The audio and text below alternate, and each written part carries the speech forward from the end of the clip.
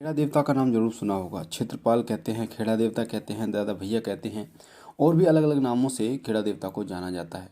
नगर खेड़ा, खेड़ा देवता, क्षेत्रपाल, ये सब एक ही पदवी होती है और एक ही पदवी पे ये कार्य करते हैं, यानी कि एक ही नाम इनका होता है। तो जब किसी नगर को बसाया जाता है, किसी गांव को बसाया जाता है, तो पहले के समय में क्या होता था, एक देवता की स्थापना की जाती थी। तो वो जो देवता होते थे वो खेड़ा देवता कहे जाते थे। इन्हें खेड़ा देवता, भूमिया देवता भी इन्हें कहा जाता है। तो हर एक गांव के, हर एक जाति के, कबीले के एक मुख्य देवता होते थे और उनको वहाँ पर स्थापित किया जाता था, जिसमें कई लोग भैरव बाबा को स्थापित करते थे, कई लोग बाबा जहारवीर को स्थापित करते थे, कई लोग ठाकुर बाबा को स्थापित करते थे। तो अलग अलग देवता हैं जिनको स्थापित किया जाता था और वो पूरा गांव, चाहे वो हिंदू है, चाहे वो मुसलमान है, चाहे वो सिख है, कोई भी हो, वो उनकी पूजा करता था अपने अपने तरीके से। और कहा जाता है कि जो खेड़ा देवता होते हैं वो उस नगर, उस गांव की हर प्रकार से रक्षा करते हैं। गांव में पहले क्या होता था कि बहुत सी बीमारियां प्रवेश कर जाती थी, जो कि जैसे फ्लू कहे जाते हैं कि सभी को एक ही बीमारी होती जा रही है, हैजा, टीवी फैलती जा रही है। तो जो खेड़ा देवता की जब हम पूजा करते हैं तो वो नगर को बांध के रखते हैं, नगर को पूरे को बांध के रखते हैं, यानी कि जिससे उस नगर, उस गांव में जो परेशानी है, हैजा है या बीमारियां हैं, ये प्रवेश नहीं करती और उस घर के लोग, जो उस गांव के लोग जो है वो बचे रहते हैं। तो खेड़ा देवता की अगर हम बात करें तो बहुत शक्तिशाली होते हैं खेड़ा देवता, क्षेत्रपाल देवता। इनकी आज्ञा के बिना उस गांव में, उस नगर में कोई भी बड़ी से बड़ी शक्ति प्रवेश नहीं कर सकती, कोई भी बड़ी से बड़ी शक्ति प्रवेश नहीं कर सकती, चाहे कोई भी हो। अगर उस गांव में कोई व्यक्ति पूजा पाठ कर रहा है और पूजा पाठ के द्वारा प्रसन्न होकर कोई शक्ति अगर उस व्यक्ति के पास आना चाहती है, तब भी वो खेड़ा देवता से आज्ञा लेगी, खेड़ा देवता को प्रणाम करेगी, चाहे वो कितनी ही बड़ी शक्ति क्यों ना हो। क्योंकि इस समय कहते हैं ना, अपना अपना इलाका होता है, उसी प्रकार खेड़ा देवता का अपना जो होता है वो खेड़ा होता है, यानी कि नगर होता है, उसकी आज्ञा के बिना उसमें कोई प्रवेश नहीं कर सकता। वो शक्ति आएगी और अपना नाम गाम सब चीज़ें बताएगी और अपना उद्देश्य बताएगी, कहाँ जा रही है। फिर वो खेड़ा देवता देखेंगे कि ये मेरी पूजा करते हैं नहीं करते, या आपकी पूजा करते हैं नहीं करते, उसके बाद उसको वो आज्ञा देते। उसी प्रकार कोई नकारात्मक शक्ति है, किसी तांत्रिक ने कोई तंत्र किया है, कोई चौकी भेजी है, तब भी वो शक्ति खेड़ा देवता के पास आती है। सबसे पहले वो उसकी आज्ञा के बिना बिल्कुल भी प्रवेश नहीं कर सकती, चाहे कितनी ही बड़ी शक्ति क्यों ना हो। खेड़ा देवता को आप ऐसे मान सकते हैं कि खेड़ा देवता की जो शक्ति है वो डायरेक्ट भगवान भोले शंकर की शक्ति से उस जुड़ी होती है। तो आप सोचो कि भगवान शिव शंकर भोलेनाथ की शक्ति को कौन कौन पराजित कर सकता है। तो इसलिए जब वो शक्ति आती है, कोई तंत्र करता है, कोई चौकी छोड़ता है, तो वो शक्ति सबसे पहले खेड़ा देवता के पास आती है। खेड़ा देवता ये देखते हैं कि वो क्यों आई है, क्या उद्देश्य है उसका, और उसके बाद वो जाने देते हैं। एक बात और मैं आपको बता दूं, जो व्यक्ति तंत्र करता है, जो व्यक्ति तंत्र करता है, मूठ छोड़ता है, चौकी छोड़ता है किसी व्यक्ति के ऊपर, तो वो सबसे पहले खेड़ा देवता को जरूर मनाता है। उस गांव के, जिस गांव में भेजना है, उस गांव के खेड़ा देवता को भोग जरूर देता है।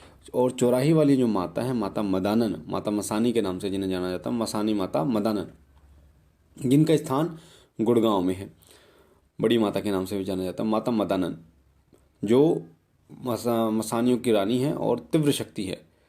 माता मदानन को भी मनाता है, क्योंकि कोई भी शक्ति आएगी तो पहले जब गांव में प्रवेश करेगी, उसके बाद वो चौक पे प्रवेश करती है। तो जो चौक चौराहा होता है उसकी देवी माता मदानन है, उनका स्थान मैदान में होता है, उनका स्थान चौक चौराहे पर होता है और चौक बिना उनकी आज्ञा के कोई चौक चौराहा पार नहीं कर सकता। तो उनको भी मनाता है। वो तांत्रिक जो होते हैं, ये भगत जो होते हैं, इनको पता होता है कि पहले खेड़ा देवता को भोग देना, फिर चौराहे वाली माता को, तभी ये उस शक्ति को जाने देंगे आगे। और उसके बाद आपके घर में, यानी किसी व्यक्ति के घर में जब वो प्रवेश कर पाती हैं, अगर उसके पितृ बलवान नहीं है, कुल देवता कुल देवी बलवान नहीं है, आप उनके इष्ट बलवान नहीं है, या उनके सुरक्षा कवच उनके घर पे नहीं है, तो वो शक्ति डायरेक्ट उनके पितरों को बंधन करती हुई और अंदर घुस जाती है और उसके घर में फिर अपना सानिध्य जो है वो घेर लेती है, अपना आधिपत्य जमा लेती है उस घर पे। उसके बाद फिर वो मनचाहा करती है। तो खेड़ा देवता जो होते हैं ये बहुत बलवान होते हैं, बहुत बलवान। मैंने आपको बता दिया कि भगवान शिव की शक्ति से इनका कनेक्शन होता है डायरेक्ट। तो इसलिए खेड़ा देवता को बहुत बड़ी शक्ति माना जाता है। और खेड़ा देवता के साथ सभी देवता चलते हैं, सभी देवता, चाहे वो ग्रामीण देवता हो, चाहे वो उच्च कोटि के देवता हो, सभी देवता चलते हैं। खेड़ा देवता की जो पूजा होती है वो रविवार के दिन होती है और विशेष रूप से रविवार के दिन कच्ची लस्सी से इनको स्नान कराया जाता है। शुद्ध जल में, ताज़ा जल में कच्चा दूध डालकर उसमें एक बताशा डालकर इनको स्नान कराया जाता है, जिससे बहुत जल्दी प्रसन्न होते हैं।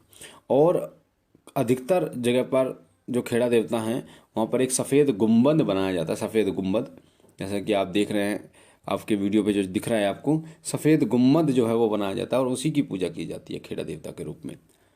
और बहुत ज़्यादा मान्यता है खेड़ा देवता की। इनका जो कलर है, रंग है, इनको जो पसंद है, जैसे हनुमान जी को लाल कलर पसंद है, उसी प्रकार से माता दुर्गा को भी लाल रंग पसंद है, उसके बाद माता काली को काला रंग पसंद है, माता बगलामुखी को पीला, भगवान विष्णु को पीला रंग पसंद है। उसी प्रकार से खेड़ा देवता को सफ़ेद रंग प्रिय है, सफ़ेद रंग। इनको जो कपड़ा चढ़ाया जाता है 5.25 मीटर का, वो 5.25 मीटर का वो सफ़ेद कपड़ा इनको चढ़ाया जाता है, इनको ओढ़ाया जाता है। और सफ़ेद दूध से बनी खीर इनको पसंद है, बतासे का भोग इनको पसंद होता है और गुड़ का भी भोग इनको लगाया जाता है। देसी घी का दीपक इनके चरणों में जलाया जाता है। गांव में कोई भी बीमारी है, पशुओं से संबंधित कोई बीमारी है, उन सभी बीमारियों का नाश करते हैं। और अगर किसी पशु में कोई परेशानी होती है, बीमार होता है, तो कहा जाता है कि खेड़ा देवता को जिस जल से नहलाया जाता है उस जल को लाकर और छींटे मार दिए जाएं, उस पशु को और थोड़ा उसे पिला दिया जाए तो वो स्वस्थ हो जाता है। ये मान्यता है, क्योंकि खेड़ा देवता अपने आप में ही बहुत शक्तिशाली होते हैं और प्रत्यक्ष चमत्कार दिखाते हैं। हरियाणा, पंजाब, उत्तराखंड और यूपी में इनकी सबसे ज़्यादा मान्यता होती है खेड़ा देवता की और लोग खेड़ा देवता को पूजते हैं। होली पर, दीपावली पर और तीज त्योहार होते हैं, इन पर खेड़ा देवता के स्थान पर पूरा गांव जाता है, पूरा नगर जाता है। बहुत ज़्यादा भीड़ होती है और उनको भोग लगाया जाता है। जो भी घर में पकवान बनते हैं उसका भोग लगाया जाता है, दीपक जलाया जाता है। और हमारे गांव में तो ये भी है कि होली और दीपावली की रात के 9-10 बजे जब थोड़ा शांत हो जाता है माहौल, तो सफ़ेद चावल बूरा के साथ, घी बूरा सफ़ेद चावल बनते हैं हमारे घर में। और एक जो मिट्टी की का बर्तन होता है, जो हम मटके को ढकते हैं ना जिस बर्तन से, वो बर्तन होता है और उस बर्तन में उसको डाल दिया जाता है। पहले चावल सफ़ेद, उसके बाद में बूरा, उसके बाद में घी डालकर और परिवार के ऊपर से 7 बार उतार कर और खेड़ा देवता के स्थान पर रख के आया जाता है भोग के लिए। इससे क्या होता है, ये हमारे बुजुर्ग करते आ रहे हैं, हमारे दादा परदादा हम करते आ रहे हैं और अब भी हम करते हैं।